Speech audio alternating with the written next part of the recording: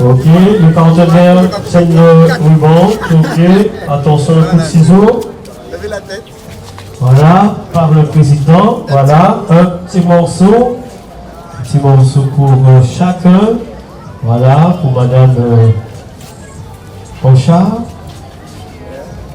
Monsieur le maire de la ville de Bastère, Monsieur Abdallah.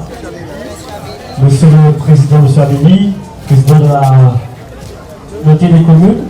Le grand sultan Malik, bien sûr, et les autres également. Tout le monde dans notre morceau. 50 ans de la Chambre des métiers, ça fait maintenant 10 ans que ce boulevard des artisans n'a pas eu lieu en Guadeloupe. La dernière fois c'est au Champ d'Arbaud, là on le fait à l'esplanade du port, un bel espace.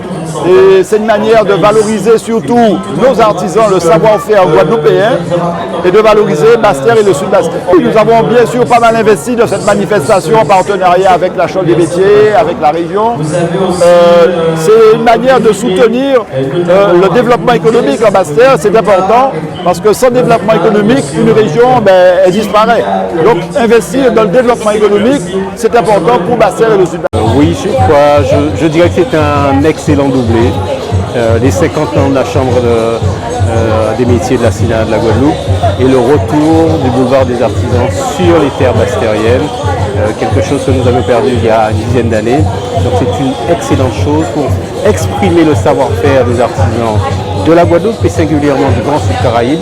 Il y en a tellement, ils ont tant à montrer, ils ont tant à démontrer et je crois que ça va être une excellente vitrine et il nous faut tout faire pour que cette manifestation perdure, qu'elle reste d'abord sur le Grand Sud Caraïbe et à Bastère particulièrement, mais qu'elle prenne de l'ampleur de manière à ce que cela devienne une manifestation qui soit un marqueur territorial pour le Grand Sud Caraïbe aux côtés d'autres manifestations que nous sommes en train de développer, comme le Festival de la musique, comme le Festival de la cuisine, de la gastronomie, un certain nombre de festivals pour que le Grand Sud Caraïbe soit associé à des manifestations d'envergure parce que ça doit permettre de renforcer l'attractivité du territoire pour le bien-être de la population d'une part, pour l'animation sur notre territoire, faire en sorte que d'autres aient envie d'investir ce territoire-là parce qu'il y a tant à faire, il y a tant de potentialités à développer et c'est ce grand travail, c'est ce grand challenge que nous voulons faire avec les élus du Grand Sud Caraïbe, avec les acteurs économiques du Grand Sud Caraïbe et bien évidemment la population. Oui, c'est sûr, on a gagné parce que voilà, c'était pas gagné, j'allais dire, le retour de cette manifestation sur Bastère, parce que ça faisait 10 ans que nous avons perdu, donc